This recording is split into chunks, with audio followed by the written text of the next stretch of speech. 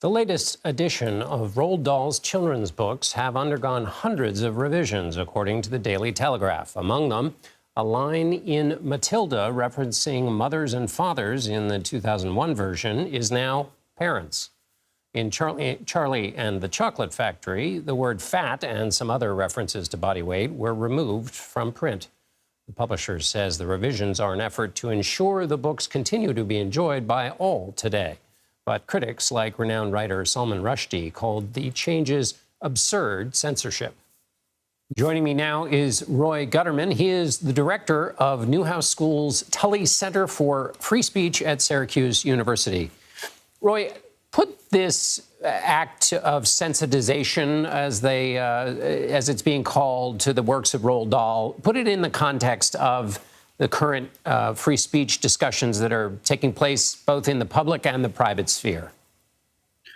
We're seeing efforts to curtail all sorts of speech and literature and offensive speech and highly charged political speech in schools and campuses and in our regular public dialogue.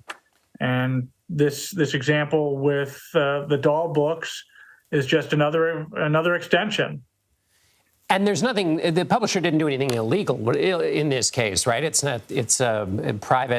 privately owned, and it's as long as they own the copyright, they can do as they please, right?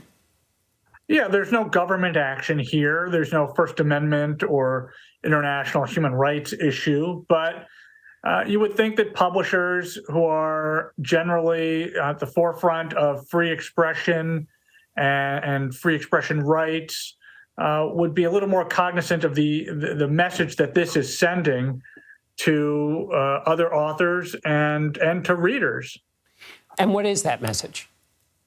The message is that we're gonna edit, we're gonna censor, we're gonna change language that sometimes falls out of favor or that might offend people through a 21st century model.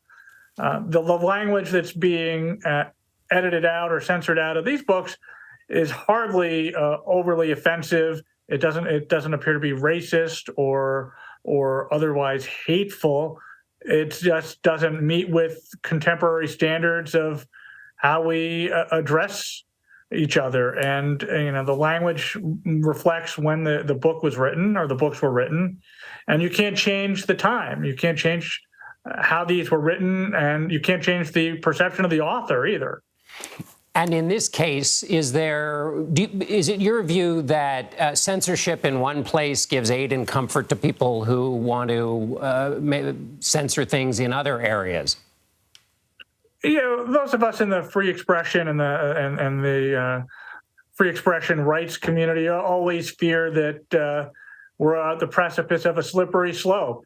And if we're gonna allow this sort of after the fact censorship or rewriting of children's books and children's literature, what's next? We saw these efforts years ago with language in Mark Twain's books, which by contemporary standards is highly offensive. But Twain was still Twain, and if looking at old literature through a modern lens requires a teaching discussion or a look at how contemporary standards find these old manuscripts offensive, then that's part of the lesson today.